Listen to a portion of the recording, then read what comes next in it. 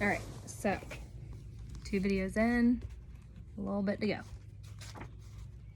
1, 2, 3, 4, 5, 6 pages.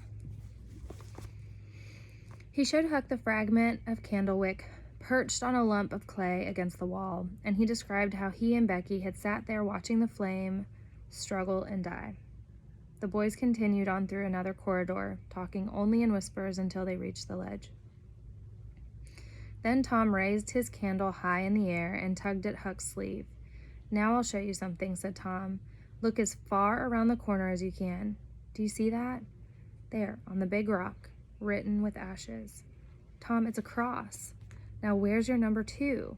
Under the cross, right?" Huck stared at the cross a while, then said with a shaky voice, "Tom, let's get out of here." But Tom was the cool voice of reason. He slowly explained to Huck that there was no ghost in the cave. "Injun Joe is dead," he reminded Huck, "and we've both suffered enough looking for the treasure. Now that we're so close, it's silly to be afraid." Tom managed to convince Huck that the treasure was rightfully theirs. At the base of a rock, they saw signs of activity, a blanket, some tools, and a piece of bacon rind, but no metal treasure chest. "He said under the cross," whispered Huck. "Well, this comes nearest to being under the cross. It can't be under the rock itself because that sets on solid clay ground.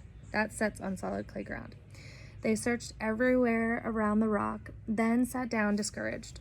Huck had no ideas, but Tom was thinking and planning all the while he sat. "Look there, Huck. There's footprints and some candle grease on the clay on one side of this rock, but not on the other sides. Now what's that for? I bet you the money is under the rock. I'm going to dig in the clay." They both began to scratch and dig, and after 2 hours, I forgot to show you the picture.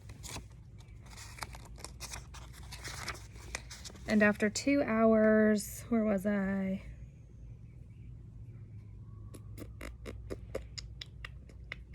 And after 2 hours, they uncovered some boards. Once the boards were removed, they discovered a whole new corridor, which led under the rock. They followed the path until it turned a curve. Tom stopped suddenly and exclaimed, "Huck, I found it! Here's the treasure!" It was the treasure box. Sure enough! Tom lifted the lid, and Huck scooped up the tarnished coins with his clay-filled hands. "We're rich, Tom. We really are.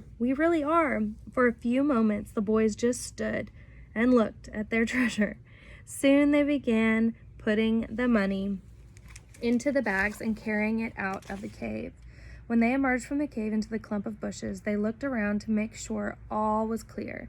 After a short rest for lunch, the boys loaded their raft and pushed out into the river. The sun was dipping toward the horizon as they left the shore, and by the time they landed, it was already dark. "Now, Huck," said Tom, "we'll hide the money in the loft of the widow's woodshed. I'll come up in the morning and we'll count it and divide it. Then we'll hunt up a place out in the woods for it where it will be safe. But for now, just you lay quiet here and watch the stuff while I run and find a wagon. I'll only be gone a minute." Tom disappeared, but soon returned with the wagon. They put the sacks of money into it and started off, dragging their treasure behind them. As the boys passed Mr. Welsh's house, the old man stepped out and called, "Is that you, Huck? And you, Tom? Come along with me. Everyone is waiting." Mr. Welsh helped them pull the wagon a short ways down the road, and they parked it outside Widow Douglas's house. There was a party going on inside. The Thatchers, the Harpers, Aunt Polly, and just about everybody of importance was there. The widow greeted the boys as heartily as anyone could greet 2 such ragged, dirty-looking young men who were covered with clay and candle grease from their latest adventure. Aunt Polly blushed and frowned, then shook her head at Tom. But before she had a chance to say a word, Mr. Welsh began explaining how he had stumbled on Tom and Huck right at his door. "So I just brought them along," he added. "And you did right," said the widow. "Come with me, boys." She took Tom and Huck to a bedroom and added, "Now wash and dress yourselves.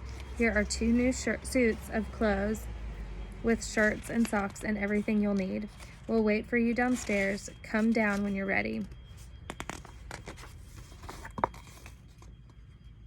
forgetting to show you the pig shop. Oh, and that was the end of chapter 18.